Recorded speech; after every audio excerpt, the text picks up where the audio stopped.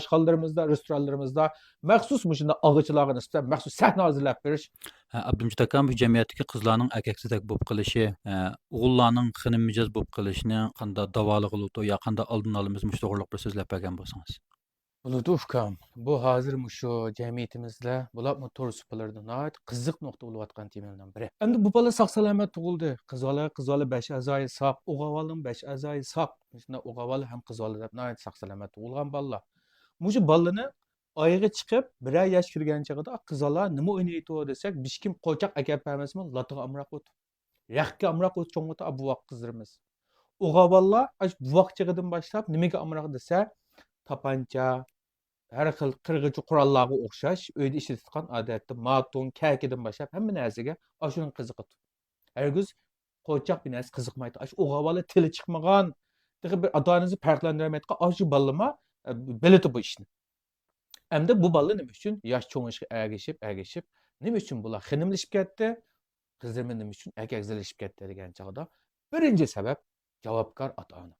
Endi bu o'g'avali tug'ilgandan keyin mushu ona bo'g'ichi yoki bo'lmasa dada bo'g'ichi mening bir qiz farzandim bo'lsa degan orzusi bilan shu o'g'lini kichik chig'idan boshlab qizlar ko'p so'rovlarga ko'p opirtgan yoki bo'lmasa qizlar bilan ko'p o'ynatgan. Ikkinchi birisi qizlar amroq shunda har xil qo'choq, har xil qizlar o'ynashga amroq nozik o'yinchoqlarni ko'p opirish.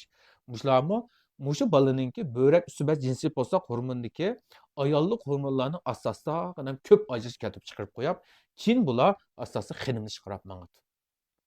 İkinci birisi kızımızını uğavalday gabar çoğun etme dep aşı kızlarına küçük çağıdan başlap uğavalığı muamele kılganda kopalarak muamele kılıp uğavalığı muamele kılganda anca mucu muşpeşba ulan silip bu kızlarımızdaki nazuk nazaketlik hayalık çoğuluşunu indi qarab qap, sel hökrəpraq çoğuluşqa atanı asasda köndürüşke sebepçi bulab, bu qızlarımı asasda oğullarınki börək üstübə cinsi postaq hormonundaki erlik hormonundaki köprək acı sebepçi bulab, ergəzlidiş qarab məngavadı.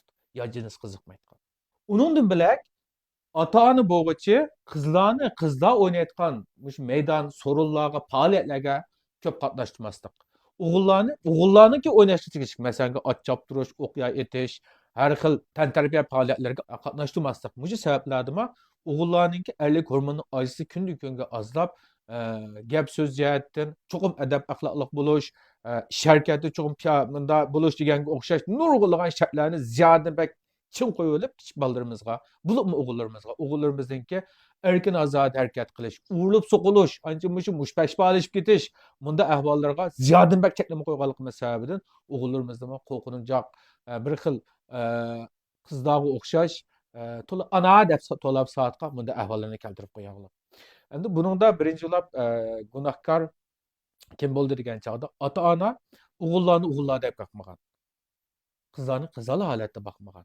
İkinci birisi cemiyetimiz hazır şununla o'xshash ancha-muncha bir xinim mijozcha kiyim-kechakni kirib chiqqan yoki bo'lmasa shu qizlargacha shunda girimlarni kiyib chiqqanlarga nisbatan qaqshatquch bunda zarbalarni loyiqini bermay bularning nisbatan dasturxonni keng yayib hatto restoranlarda ayolcha usul o'ynab bersa taklif qilib shu direktorlarimiz oshxonalarımızda, restoranlarimizda maxsus shunda og'ichilarga nisbatan maxsus sahna hazırlab berish ahvolida biz bularni qo'llash yuzasidan bularning soni ko'pdan ko'p ming'ayotir.